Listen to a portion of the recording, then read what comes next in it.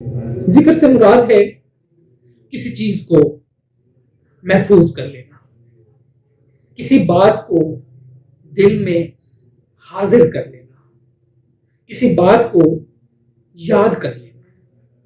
اور یہ لفظ نسی کے مقابلہ میں آیا ہے، نون سین یا، جس کے معنی ہوتے ہیں کسی بات کو بھلا دینا. تو اگر یہ اس کا متضاد ہے تو اس کا مطلب ہوا کسی بات کو یاد رکھ لینا. اس طرح کئی مقامات پر قرآن پاک میں یہ لفظ یاد کرو کے معنی میں آیا ہے. سورہ بقرہ آیت نمبر 47 میں ہے کہ یا بنی اسرائیل اذکروا نعمتی التی انعمت علیکم وانی فضلتکم علی العالمین. کہ اے بنی اسرائیل یاد کرو ہماری نعمت کو جو ہم نے تمہیں دی تھی اور ہم نے تمہیں سارے جہانوں پر فضیلت عطا کی تھی. اور پھر ان تزلوا احداہما فتذکر احداہما الاخری، یہ معنی یاد کروانے والا، یہ جو میں نے آیا پڑھی سورہ بقرہ کی آیت 282، یہ عورتوں کی گواہی کے متعلق آیت تھی. اور اس میں یہ کہا کہ دو عورتوں کی گواہی ہوگی، تو کہا کہ اگر ایک بھول جائے فتذکر احداہما الاخری، تو یاد دلا دے دوسری اس سے. تو یہاں ذکر سے مراد یاد کرنا کے معنی میں ہے. ابھی جیسا ہم نے آپ کو پہلے بتایا کہ یہ حفاظت کرنے کے معنوں میں جہاں استعمال ہوا اس میں ہے کہ وَاذْكُرُوا نِعْمَتَ اللَّهِ عَلَيْكُمْ، تم پر جو خدا کے احسانات ہیں ان کی حفاظت کرو. اور ایک اور جگہ اسی حوالے سے کہ وَمَنْ أَظْلَمُ مِمَّنْ مَنَعَ مَسَاجِدَ اللَّهِ أَنْ يُذْكَرَ فِيهَا اسْمُهُ وَسَعَىٰ فِي خَرَابِهَا أُولَٰئِكَ، سورہ بقرہ آیت 140. یہاں ذکر کا مطلب اللہ کے نام کو محفوظ کرنا ہے کہ مساجد میں اللہ کے نام کی حفاظت کی جاتی ہے، لیکن مخالف اللہ کے نام کو خراب یا برباد کرنے کی کوشش کرتے ہیں. شہرت کو بھی ذکر کہتے ہیں. اور وَرَفَعْنَا لَكَ ذِكْرَكَ، جہاں نبی اکرم صلی اللہ علیہ وسلم کے لیے یہ بیان ہوا تو اس کا مطلب یہ ہے کہ ہم نے آپ کی شہرت کو بلند کر دیا. وَرَفَعْنَا لَكَ ذِكْرَكَ، تو ہم نے آپ کا ذکر بلند کر دیا، آپ کی شہرت کو بلند کر دیا. کسی کے متعلق اچھی بات کہنے کو شرف و عزت کو اور عبرت و موعظت کو بھی ذکر کہتے ہیں. اچھا، ذکر اس کتاب کو بھی کہتے ہیں جس میں دین کی تفصیلات اور امتوں کے قوانین، اس لحاظ سے قرآن کو ذکر کہا گیا ہے. اور سورہ نحل کی آیت 44 میں وَأَنزَلْنَا، یہاں بالکل واضح ہے وَأَنزَلْنَا إِلَيْكَ الذِّكْرَ لِتُبَيِّنَ لِلنَّاسِ مَا نُزِّلَ إِلَيْهِمْ وَلَعَلَّهُمْ يَتَفَكَّرُونَ. اور سورہ زخرف آیت 44 میں وَإِنَّهُ لَذِكْرٌ لَكَ وَلِقَوْمِكَ وَسَوْفَ تُسْأَلُونَ، ہم نے آپ کے لیے اور آپ کی قوم کے لیے جو ذکر یعنی قرآن پاک دیا ہے اس کے بارے میں جلد سوال ہوگا. ایک اور جگہ یوں ہوا کہ ان ہوا الا ذکرا للعالمین، سورہ نام میں یہاں قرآن پاک کو سارے جہانوں کا ذکر کہا گیا ہے.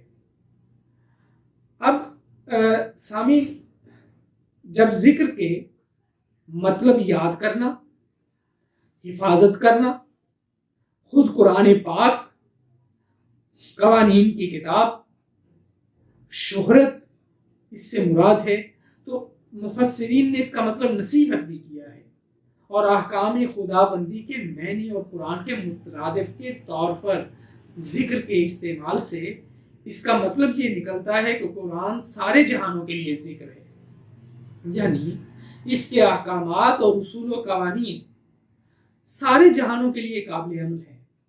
ایک اور مقام پر کتاب انزل الیک اور ذکر للمؤمنین، یہ سورۃ الاعراف کی دوسری آیہ میں یہ قرآن مومنوں کے لیے ذکر بھی ہے اور حکم خداوندی ہے، اور اشیاء فطرت پر غور و فکر کرنے والوں کو بھی قومی یذکرون کہا گیا ہے، یہ سورہ نحل کی آیت 13 میں۔ اور پھر ذکر کے لیے حکم ہوا ہے فاذکرونی اذکرکم واشکروا لی ولا تکفرون، سورۃ بقرہ کی آیت 152 میں، کہ میرا ذکر کرو میں تمہارا ذکر کروں گا۔ اس کا مطلب یہ ہوا سامعین، یہاں آگے بڑھنے سے پہلے یہ بات سمجھ لیجئے کہ ہمارے ہاں جو ذکر کا مفہوم عام طور پر مستعمل ہے وہ یہی ہے کہ ایک نام کو بار بار جپتے جانا یا ایک نام کی تصدیق پڑھتے جانا، یہ ذکر سمجھا گیا ہے۔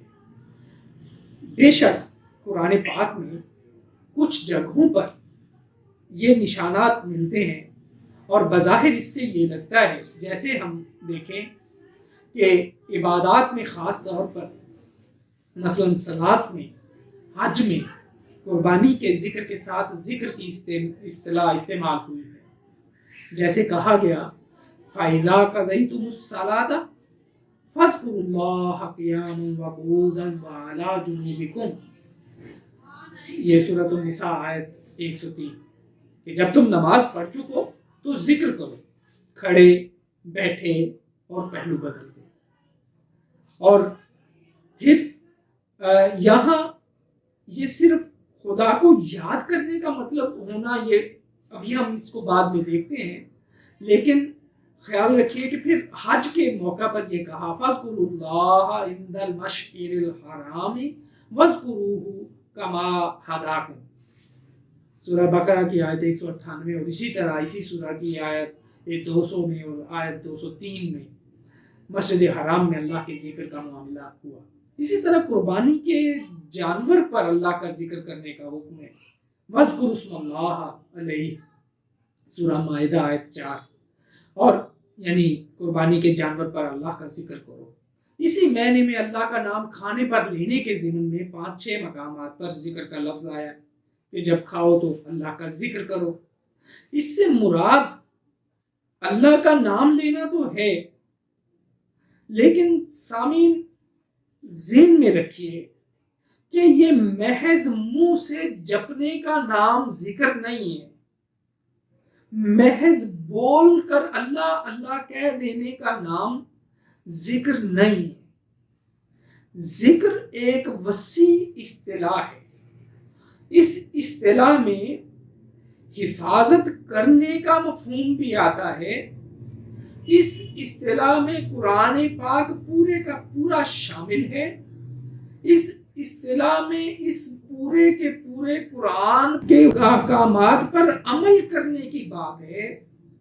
اس اصطلاح کا مطلب یہ ہے کہ اللہ کے احکامات کی حفاظت کی جائے، ان کی تکرار کی جائے، ان کو بار بار ذہن میں رکھا جائے، اور پھر انہیں زندگی میں باقاعدہ ان پر اٹھتے بیٹھتے ان پر غور و فکر کیا جائے، اور خاص طور پر حفاظت کرنے کا جو عمل ہے وہ ذکر کی اصطلاح کے ساتھ خصوصی طور پر جڑا ہوا ہے۔ حفاظت کرنا، یاد رکھنا اور ان احکامات پر عمل پیرا ہونا، یہ سب سٹیپس ہیں جو ذکر کے ساتھ جڑے ہوئے ہیں۔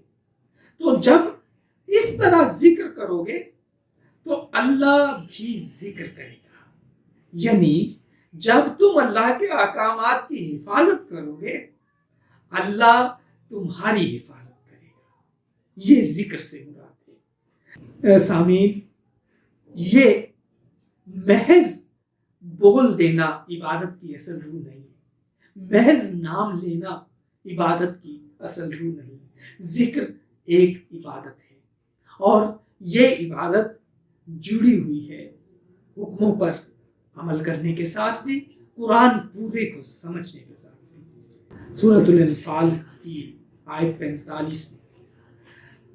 غلام احمد پرویز نے جو مطلب ان کا نکالا ہے یہ ذرا مشکل بنتا ہے کہ یہ ثابت قدمی اس کا معنی بنتا ہے، تو یہاں پر یاد کرنے کے معنی میں زیادہ مناسب ہے، جیسا کہ ہم آیت دیکھتے ہیں، یا ایھا الذین آمنوا اذا لقیتم فئۃ فاثبتوا واذکروا اللہ کثیرا لعلکم تفلحون۔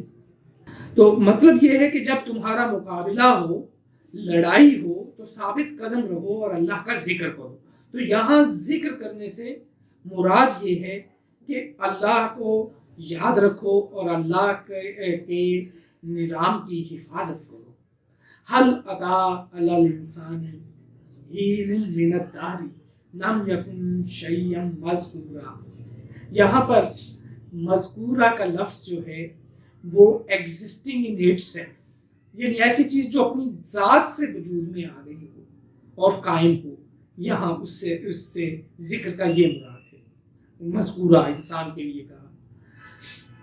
اب جب ذکر کا مطلب حفاظت کرنے کے ساتھ ہوگا، جب اللہ کی آیات کو سمجھ کر ان کو دہرانے کے ساتھ ہوگا، جب اس کا مطلب قرآن کے احکامات پر عمل کرنا ہوگا، پھر اس طرح ہم کہہ سکتے ہیں کہ اللہ کے ذکر میں دلوں کا اطمینان ملتا ہے۔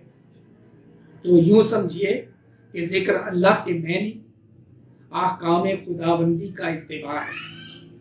محض تسبیح کے دانوں پر اللہ اللہ گنتے رہنا بے شک یہ بھی ذکر ہے، لیکن یہ ذکر کی سب سے کم تر شکل ہے۔ ذکر کی اعلیٰ ترین شکل ہے احکام خداوندی کا اتباع، اور اس اتباع کا لازمی نتیجہ شرف و عزت اور غیر خدائی قوتوں پر غلبہ و تسلط ہے۔ اور موسیٰ علیہ السلام کا فرعون کے مقابلہ کے لیے جانا یہ ذکر ہے اور تسبیح ہے۔ میدان جنگ میں ثابت قدم رہنا، اشیاء کائنات پر غور کرنا، یہ ذکر ہے۔ تاریخ سے عبرت اور موعظت حاصل کرنا ذکر ہے، اور زندگی کے ہر شعبہ میں، ہر قدم پر خدا کے قوانین کو سامنے رکھنا، اس کے احکامات کو سامنے رکھنا اور اس کے احکامات کے مطابق فیصلے کرنا، یہ ذکر ہے۔